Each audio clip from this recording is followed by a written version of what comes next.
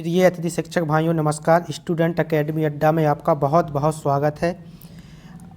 प्रिय अतिथि शिक्षक भाइयों, अगर आपने हमारे यूट्यूब चैनल को सब्सक्राइब अभी तक नहीं किया है तो ज़रूर सब्सक्राइब करें ताकि आप तक प्रत्येक जानकारी सही समय पर सही पहुंच सके। तो चलिए, आज का विषय है जो अतिथि शिक्षक भाइयों आपके लिए बहुत ही हर्ष का विषय है, जो कि लोक शिक्षण संचालनालय से प्राप्त हो रहा है। जैसा कि आप सभी को विदित है कि माननीय मुख्यमंत्री शिवराज सिंह चौहान जी ने अतिथि शिक्षकों की महापंचायत में कुछ घोषणाएं की थीं। उन घोषणाओं को अमल में लाने के लिए लोक शिक्षण संचालनालय ने एक पत्र 23 फरवरी 2024 को जारी किया, जिसके संबंध में हम आपको विस्तृत से बता रहे हैं। चूँकि माननीय मुख्यमंत्री जी ने उस समय घोषणाएं की थी कि अतिथि शिक्षकों को नियमित भर्ती में 50% रिजर्वेशन दिया जाएगा। इसके अलावा इनको बोनस अंक भी अतिथि विद्वानों की तरह अधिकतम 20 दिए जा सकते हैं, इस पर भी उन्होंने घोषणा की थी। इसके अलावा अतिथि शिक्षकों की डबल वेतन की घोषणा की थी, जो कि डबल वेतन तो प्राप्त होने लगी है।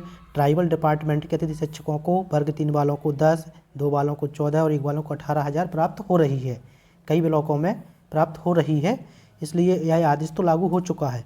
लेकिन जो इसका 50% आरक्षण का अतिथि शिक्षकों को नियमित भर्ती में और इनको बोनस अंक का, और एक घोषणा और महत्वपूर्ण थी कि अतिथि शिक्षकों को अतिथि विद्वानों की तरह इनको स्थायित्व दिया जाएगा। 62 साल तक इनको नहीं हटाया जाएगा। यदि कोई नियमित शिक्षक आ जाता है तो उनको उस पद से नहीं हटाया जाएगा या वहां पर ट्रांसफ़र कर दिया जाएगा जहां पर कोई शिक्षक नहीं है।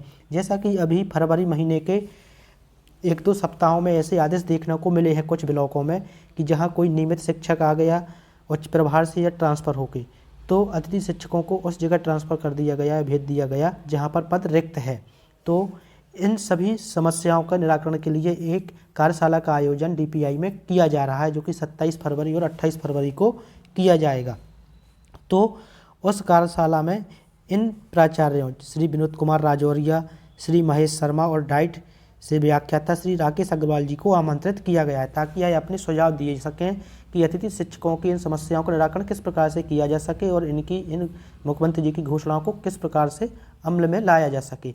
एक विषय और बहुत ही महत्वपूर्ण है, अभी तक जितनी विधानसभाएं आहूत की गई, विधानसभा में अतिथि शिक्षकों के संबंध में प्रश्न विधायकों द्वारा लगाए गए, लेकिन माननीय मंत्री जी ने कभी भी यह नहीं कहा कि अतिथि शिक्षकों का नियमितीकरण होगा। उन्होंने यही कहा कि अतिथि शिक्षकों के नियमितीकरण से संबंधित हमारे पास कोई भी विचार अभी अधीन नहीं है और कोई भी नियमितीकरण नहीं होना है। लेकिन पहली बार फरवरी 2024 में जब विधानसभा आहूत की गई तो माननीय मंत्री जी ने जवाब दिया कि अतिथि शिक्षकों के नियमितीकरण संबंधी योजना पर विचार किया जा रहा है और कार्यवाही चल रही है, लेकिन समय सीमा नहीं बताई जा सकती कितना समय लगेगा।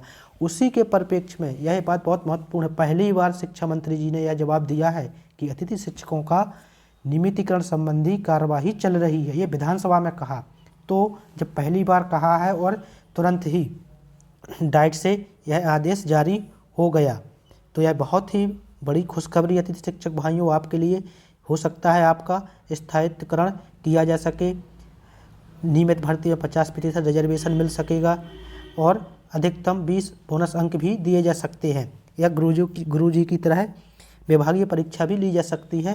इन्हीं सब योजनाओं से संबंधित कार्यशाला आयोजित की जा रही है, जो कि 27-28 फरवरी को डीपीआई के सभा कक्ष में आयोजित की जाएगी और इन माननीयों से इनके सुझाव लिए जाएंगे। तो अतिथि शिक्षक भाइयों, यह आपके लिए बहुत ही बड़ा हर्ष का विषय है कि सभी को नियमितीकरण होने की संभावना बन रही है। देखो, विषय में दिया है स्पष्ट, अतिथि शिक्षकों के संबंध में योजना तैयार करने हेतु कार्यशाला में उपस्थित होने विषयक 27 से 28 फरवरी 2024 को 2 दिवसीय कार्यशाला आयोजित की जाएगी। और यह पत्र माननीय DS कुशवाहा, संचालक लोक शिक्षण संचालनालय द्वारा जारी किया गया है।